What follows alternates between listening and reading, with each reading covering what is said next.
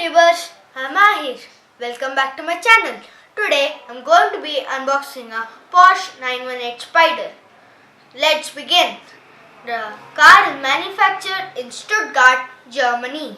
The top speed of the car is 211 miles per hour with a 4.5 liter V8 engine with 2 electric motors.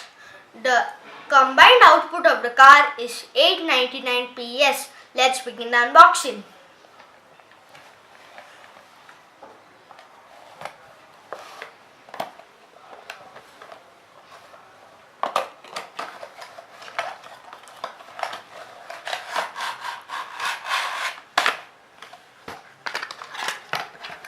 Wow, the car looks amazing, isn't it?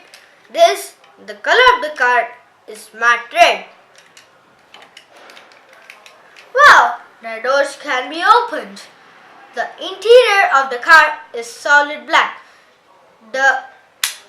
This car is made of solid metal. The rims of the car is silver.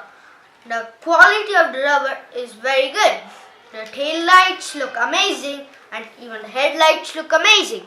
Thank you guys for watching my video and please like and subscribe.